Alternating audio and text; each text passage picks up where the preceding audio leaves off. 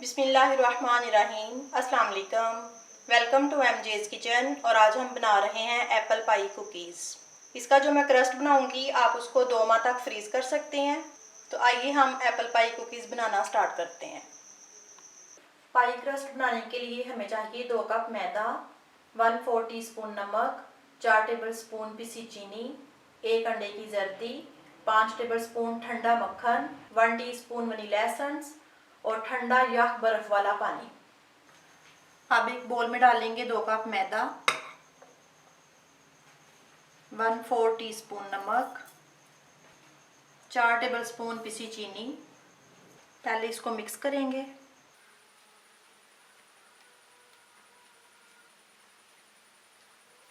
अब इसमें डालेंगे मक्खन। मक्खन का ठंडा होना लाजिम है इसमें।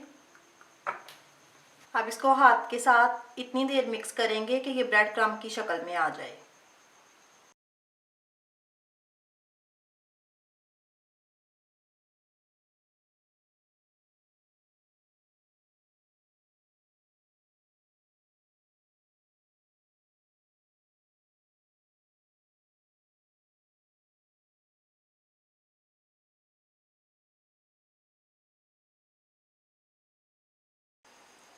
मैदा ब्रेड क्रम्ब्स की शक्ल में आ चुका है। अब इसमें डालेंगे 1 अंडे की जर्दी,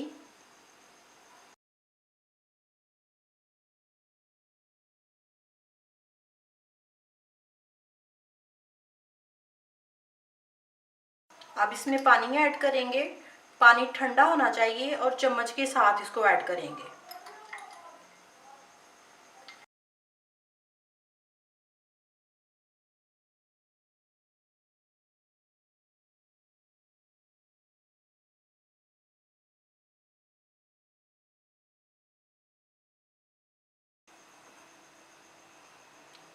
इसको आप हाथ के साथ ऐसे दबा के देखें तो देखेंगे बाइंड होना स्टार्ट हो गया। अब हम पानी को रोक देंगे।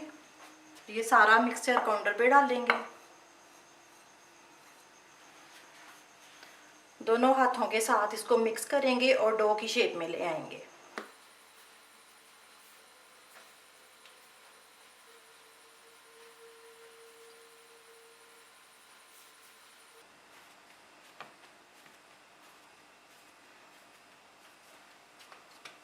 ये डो बन गई है। अब इसको क्लिंग में रैप करेंगे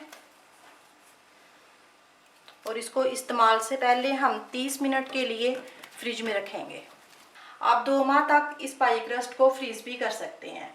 अब मैं इसको आधे घंटे के लिए फ्रिज में रखूंगी। कुकीज़ की फिलिंग के लिए हमें चाहिए 2 छोटे साइज के स्लाइस में कटे सेब, 2 टेबलस्पून पिसी चीनी, 1 टीस्पून दालचीनी पाउडर और 2 टेबलस्पून लेमन जूस।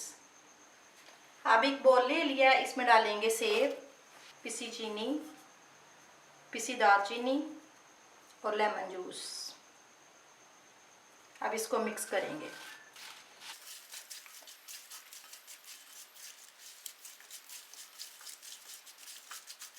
डो को आधा घंटा फ्रिज में रखा था। अब इसको हम बेलेंगे।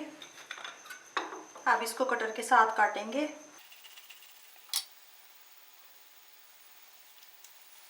अब इसको दोबारा थोड़ा सा बेलेंगे। सिंपल नोजल के साथ इसमें होल करेंगे। अब एक सेब का स्लाइस रखेंगे, इधर से पकड़ के इसको टर्न करेंगे और ये किनारों से हाथ के साथ अच्छी तरह इसको दबा देंगे। ये हमारी एप्पल पाई कुकी की शेप रेडी है। अब बेकिंग ट्रे में ये सारे कुकी रखेंगे। अब इसके ऊपर अंडा ब्रश करेंगे। ओवन को मैंने प्री हीट होने के लिए 5 मिनट के लिए ऑन कर दिया है।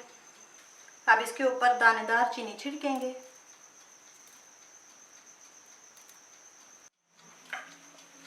अब ये ट्रे को प्री हीटेड ओवन में रखेंगे।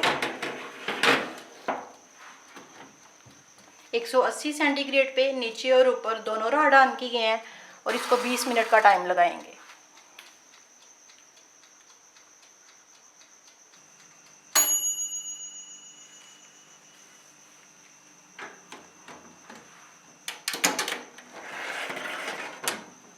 ये हमारे एप्पल पाई कुकीज़ रेडी हैं।